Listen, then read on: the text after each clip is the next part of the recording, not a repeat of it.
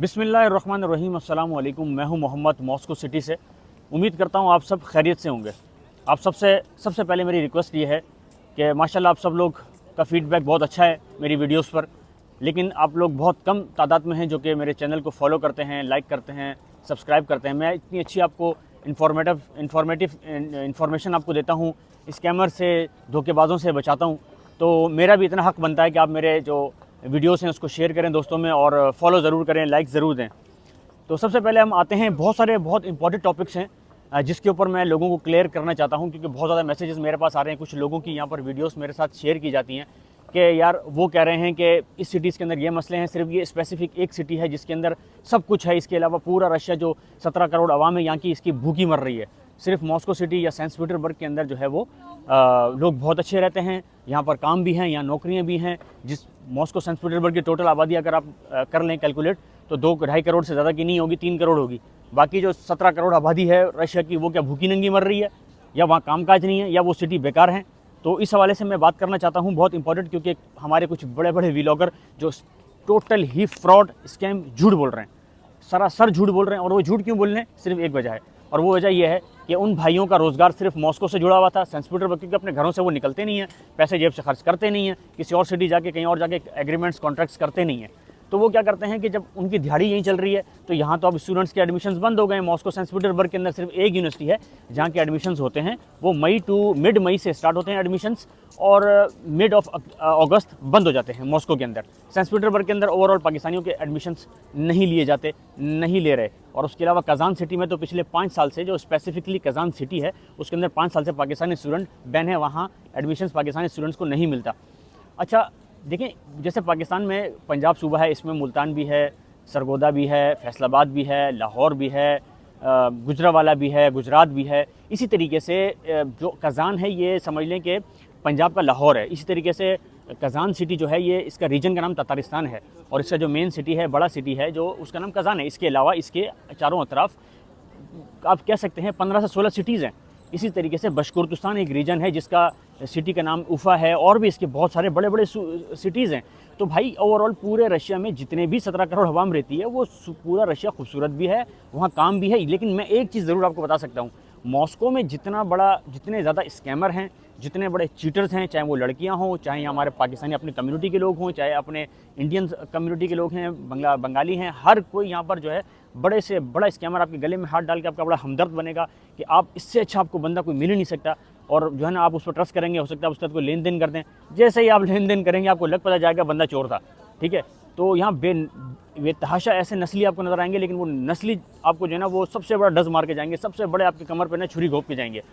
तो वीडियो लंबी ना हो और डिटेल आप आज की वीडियो बहुत इंपॉर्टेंट है, पूरी वीडियो देखिएगा, क्योंकि मैंने कोई तैयारी नहीं की है। रास्ते में चल रहा था तो मैं यहाँ उतरा और मैंने कहा चलो मैं यहाँ पर बैठ के एक वीडियो बना लूँ, और एक कॉपी के ऊपर 2-3 लफ्ज़ मैंने लिख लिए हैं, ताकि कोई चीज़ अगर भूल जाऊँ तो आपको बताऊँ।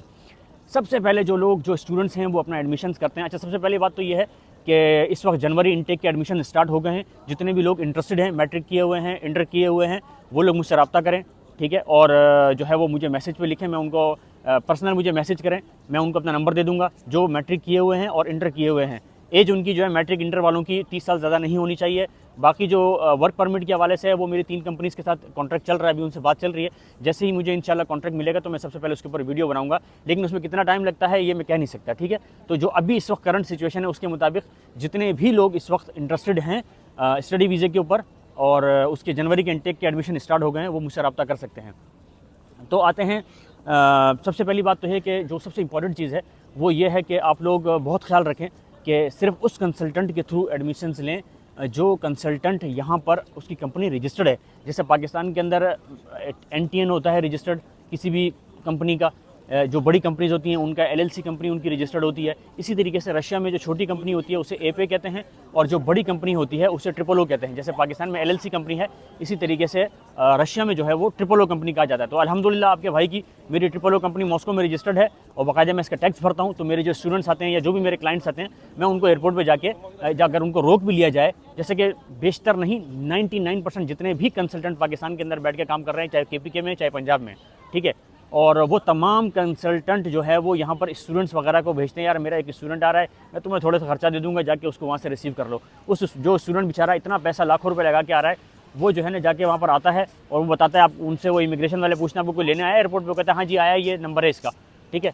तो वो उससे बात करते हैं, फ़ोन करते हैं, जी हाँ मैं आया हूँ, कि आप क्या हैं, आप स्टूडेंट हैं, तो ये मतलब ऐसी बात है, ठीक है।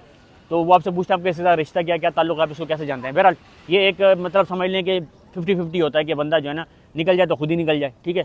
तो असल बात यह है कि आप जितने भी पाकिस्तान के अंदर कंसल्टेंट हैं, जो भी एजेंट्स हैं, 99% एजेंट्स कंसल्टेंट की कोई कंपनी मॉस्को में रजिस्टर्ड नहीं है, किसी न किसी स्टूडेंट को भेज देते हैं, वो स्टूडेंट बेचारा रिस्क के ऊपर होता है।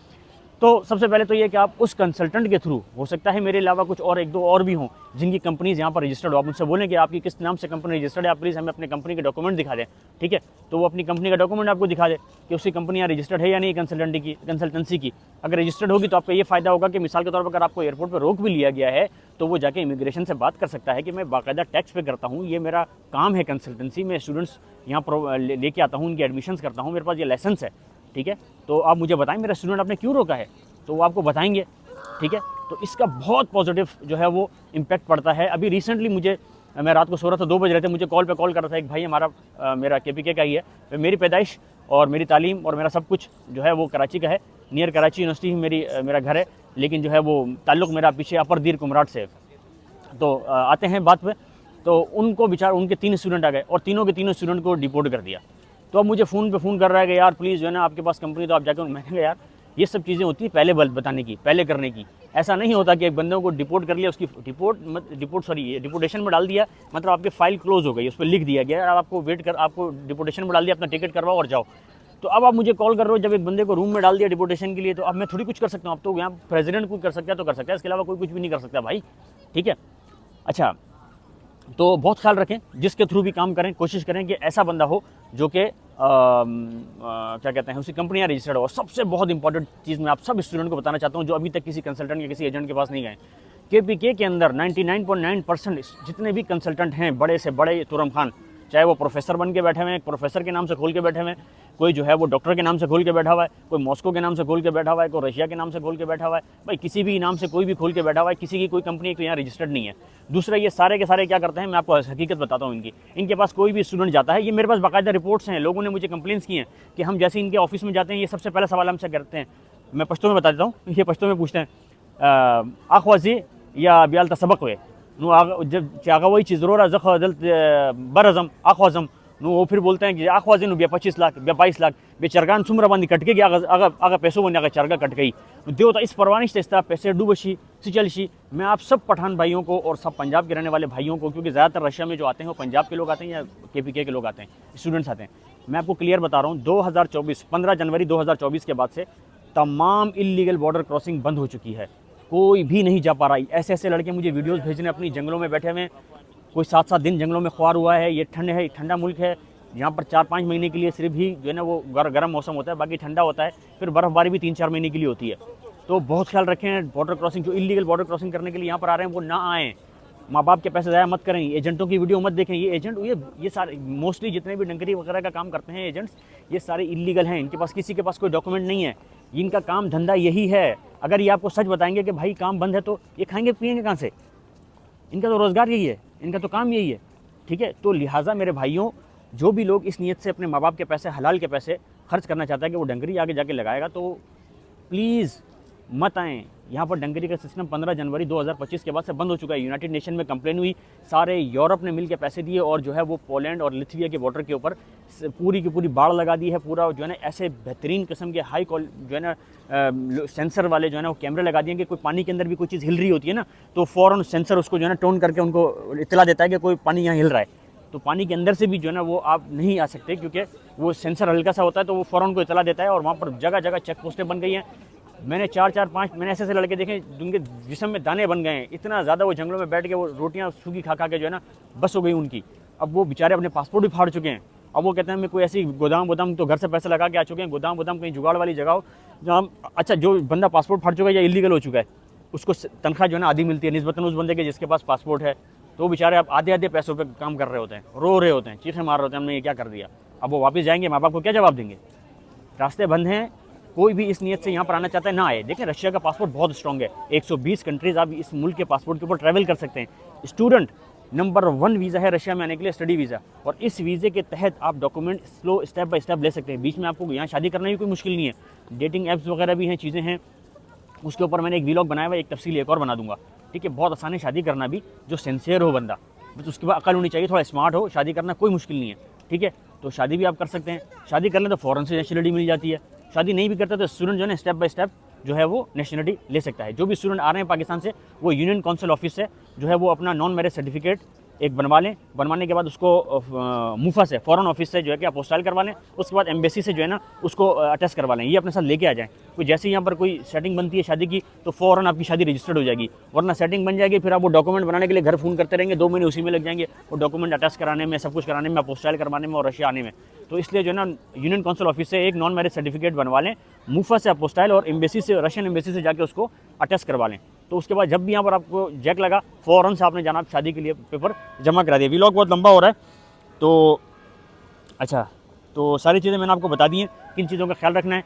आखिर में जाते हुए फिर मैं आपसे रिक्वेस्ट करूँगा, मेरे चैनल को ज़रूर हर वीडियोज़ को लाइक किया करें, फॉलो किया करें, अपने दोस्तों के साथ शेयर करें। कोई भी आपका सवाल है, किसी टॉपिक पे आप चाहते हैं कि मैं वीडियो बनाऊँ, तो वो ज़रूर आप मुझे कमेंट में बताएं।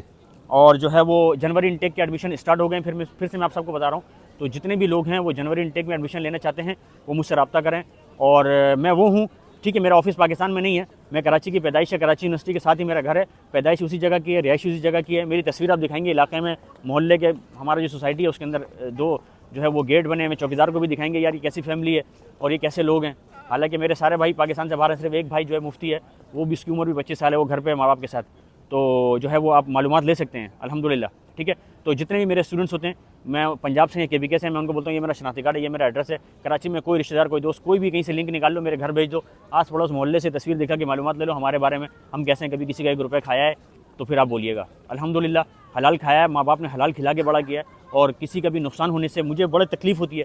जो लोग यहाँ पर रोते हैं या जिनका नुकसान हो जाता है, लेकिन मैं उन पर हैरान भी होता हूँ कि लोगों को मैं इतना समझाता हूँ, उसके बाद भी वही काम करते हैं। तो बहुत ज़्यादा ख्याल रखें, खासतौर पर उन लोगों से बचें जो यहाँ पर बड़े बड़े व्लॉगर बन के बैठे हुए हैं। वो व्लॉगर उनके उस पर मत जाएँ।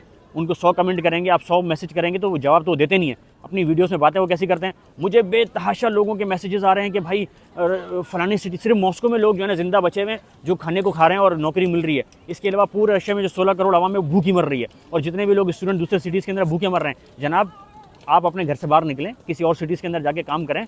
सब सिटीज़ के अंदर ऐसा ही है जैसे मॉस्को के अंदर माहौल है। सिर्फ मॉस्को के अंदर ये है कि चीटिंग बहुत ज़्यादा है, फ्रॉड ज़्यादा है, स्कैमर बहुत ज़्यादा है। बाकी सिटीज़ के अंदर ऐसा कुछ भी नहीं है। किसी के बाद नौकरी करते हैं, आपका हक हलाल के पैसा आपको देता है। नौकरियाँ भरी पड़ी, ऐसा नहीं है नौकरियाँ नहीं है, सही है, हर जगह नौकरियाँ। आप सिर्फ त्यूमन में काम करते हैं, तो त्यूमन में अगर काम नहीं है तो इसका मतलब ये नहीं है कि आप पूरी दुनिया में गाते फिरेंगे कि सारी रशिया में काम नहीं है। भाई जो है वो कुछ लोग साइबेरियन इलाके में आ रहे हैं। अब साइबेरियन इलाके में 9-10 महीने बर्फबारी होती है, तो भाई जाहिर सी बात है वहाँ पर थोड़ा मुश्किल है, ठीक है। अब साइबेरियन इलाके में कुछ KBK के जो कंसल्टेंट है वो इकीतेरिनबुर्ग बोल के, अब इकीतेरिनबुर्ग तो भाई सूबे का नाम है। अब सूबे के अंदर, अब खैबर पख्तूनख्वा को सूबे का नाम है। अब खैबर पख्तूनख्वा में बाजोड़ भी आ रहा है, बाजोड़ के साथ बॉर्डर भी आ रहा है, ठीक है। उसके साथ गिलगित भी लग रहा है, उसके साथ चाइना का बॉर्डर भी लग रहा है। अब वो आपको बोलते तो हैं इकीतेरिनबुर्ग, लेकिन इकीतेरिनबुर्ग में आपको भेज कहाँ रहे हैं वो आपको ये नहीं बताते। क्यों नहीं बताते? कि वो साइबेरियन इलाका है, ठीक है ना। तो बहरहाल आप सबका बहुत शुक्रिया। वीडियो बहुत लंबी भी हो गई है और 13 मिनट की हो गई है, तो वीडियो चलें। अल्लाह हाफ़िज़, आप सबका बहुत शुक्रिया।